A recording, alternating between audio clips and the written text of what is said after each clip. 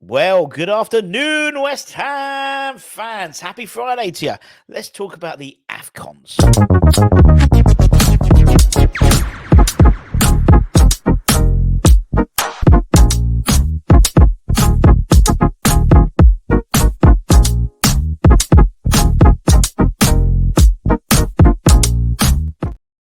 Yes, everybody, Russ and the West Ham Network. Hope you're all safe and well. If you're new in there, you know what to do. You know what to do. Now, obviously, we're in the midst of the transfer window. We're in the midst of a injury crisis. And also, we have a couple of players away on AFCON duty. So I thought, let's find out a bit more about the AFCON so we know what we're talking about. So we're in the pub tonight. You know, you look like the fountain of all knowledge. We're talking about like injury crisis and Kudus, and he's at the Afcons. Well, let me tell you about the Afcons. So just sort of arming you with a bit of information. It actually kicks off properly tomorrow with the host Ivory Coast play Guinea, 8 p.m. UK time. And it is actually the 34th, is it the 34th iteration of the Afcons? 34th, well done, Budden. The 34th edition of the Afcons. It started in 1957. It's a biennial, no, not biennial. That'd be fun to watch. No, biennial, not biennial, biennial competition. And basically it sees 24 of teams across Africa battle out to be crowned Africa's champion. Last time, it was won by Senegal, who beat Egypt on penalties to win it for the first time.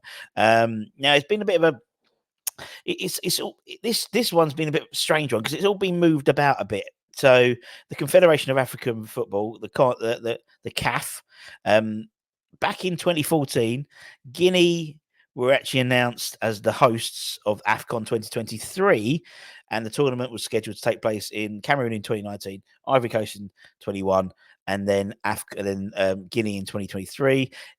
Then CAF decided to increase the number of sides playing from 16 to 24, and then decided to move the competition from January, to January and February to the middle of the year to prevent it clashing with domestic leagues, basically. Because obviously European domestic leagues, most of them have a winter break apart from us. We sort of have one now, but we didn't at the time. And then Egypt replaced Cameroon as the host of the 2019s because of all the political instability in Cameroon at the time and the stadiums weren't ready. Then Cameroon took responsibility for the 2021s, but then pushed it back 6 months to the start of 2022 to avoid basically all the tropical rainstorms in Western Africa at the time.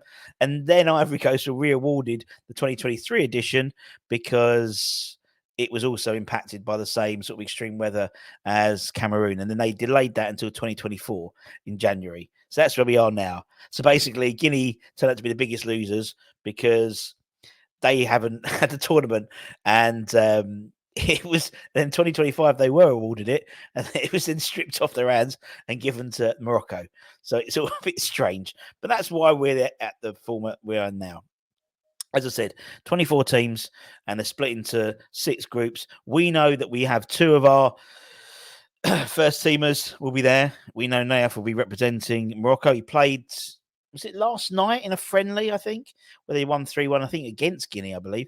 And obviously our Ghanaian superstar will be playing as well. We'll talk about that. Keep an eye on at the end because they've got a competition for you to win a signed Mohamed Kudus shirt. So stay to the end and we'll go through that and competition and a chance of winning a let's do it now. Let's do it now. I'm feeling generous. So obviously we work with Football Prizes, and Football Prizes have got a brand new prize. This is a doozy, an absolute doozy. Winning a Mohamed Kudus signed and custom framed shirt. There's 199 tickets, £3.95. Competition ends the 18th. So next Thursday, 7:30. Also on top, there are 14 instant win prizes, including a signed Dinos to his friends Mavropanos shirt. So you can, for £3.95, not only do you have a chance of winning a Kudus shirt, you also have a chance of winning a Dino shirt, and also plenty other prizes in terms of instant wins. It's all custom built. It's got all the LED lights in it and that type of thing. There's a link in the description for all prizes. They've been selling out all of their all of the West Ham stuff recently, it's been mental. So thank you for your continued support with the Football Prizes stuff. And as I said, get on and win yourself a Kudus shirt. Sounds good. Anyway, let's get back to it. I was feeling far too generous and decided to talk about things too early. So anyway, so we know we've got our two African stars playing now. In terms of how the format works, it's very similar to the World Cup, the Euros, things like that, even like the Europa League and Champions League and stuff like that. In terms of the top two teams, so the top two, so it's 6 groups of 4. These are our ones which affect us. So in Group B, we've got Cape Verde. There's Mohamed Salah's Egypt. Then obviously Kudus's Ghana, Mozambique, and Group F, Congo.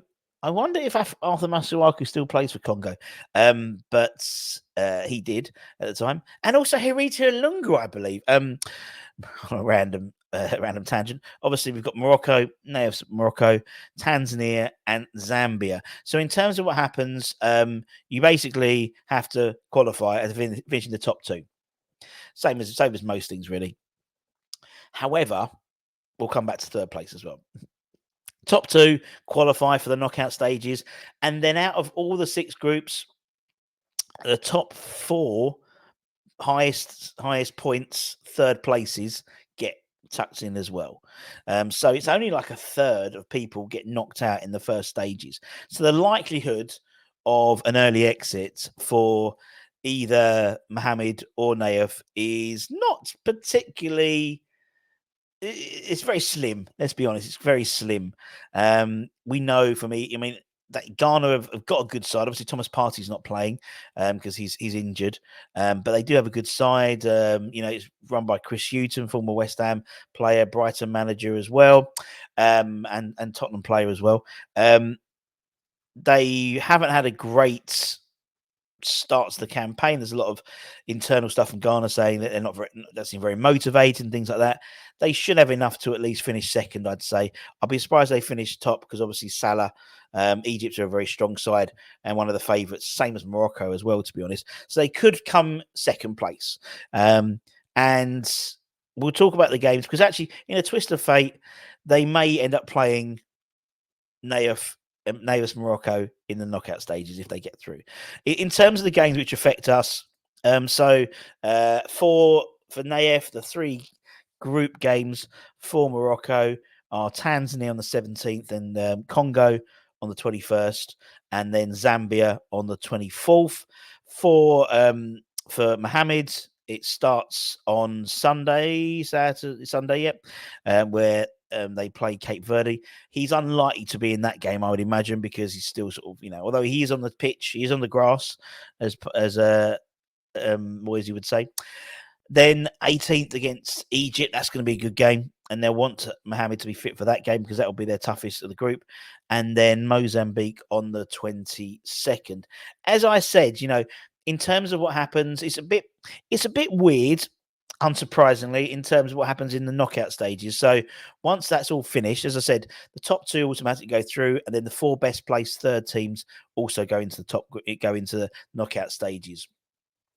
Now, so where we have, I don't think it affects our 2. So actually, the 2 groups we're in have a slightly trickier path into the further knockout stages. In that, winners of Group D, and we're B and F, aren't we? Winners of Group D, A, and B. Are we in B? Are we in B? Yes. Okay. All right. So Mohamed might have a better. So okay. Yeah, maybe not. So winners of group. It's so confusing. Winners of D, A, and B. They all played the third place team in the knockout stages. So Egypt, for example, if Egypt qualify top of the group, which they're probably likely to in terms of Kudus's group, they will play the third place side in Group A, C, or D. Okay, you hope you're sort of keeping abreast of this because there will be questions at the end. The group B second place will play the Group F second place, which is Morocco's group. So the likelihood is Ghana will play the second runner or the runner-up of Group F, which probably won't be Morocco. It will probably, I imagine, Congo, for example. So that's where they'll happen. In terms of Group F, they'll play the second place of Group E. And then in terms of them, and then we'll see how it works after that. Then we'll see how it works after that. S8, who do S8 play? S8 will play. Oh God, it's so confusing. SR8, SR8. So the Group F winner will play. Oh, I can't work it out. Group 5. Oh, okay. So then the next round will probably be if they would probably be Morocco versus Egypt. So or if Ghana win and then win the next game, it'll be Morocco versus Ghana potentially. I think. Anyway, clear as mud, I hope, but hopefully it gives you a little bit of information in terms of what happens. As I said, it all kicks off tomorrow with the Ivory Coast versus Guinea, and obviously then our first potential West Ham player playing is the 14th, but I don't think they'll play Kudus for that game. I think they'll keep him and make sure he's fully fit for the Egypt game. As I said, one more time, don't forget football prizes. Don't forget our Ghanaian superstar. You could win a signed Mohamed Kudus shirt, all custom built in terms of framing with LEDs and things like that. £3.95 a ticket. There's just under 200 tickets available. So also there's 14 instant win prizes, including Dino Mavropanos signed shirts. So it's all good. So you could win. You could win twice. You could be lucky enough to get an instant win a Dino shirt, and then win the Kudus draw. Stranger things have happened at sea. So keep an eye. Got the link in the description below. So keep an eye for that. And until next time, we'll have Hammers Headlines, giving you the latest transfer news, all that type of stuff. We maybe even have Irish Tommy doing a late show. Who knows? But the only way you do know, and the only way you can keep abreast of our content is by subscribing and hitting the bell notification. And don't forget to give it a good old like as well while you're there. So take care, stay safe, stay warm, stay humble, keep the faith, my friends. And come on, you bloody irons. Irons!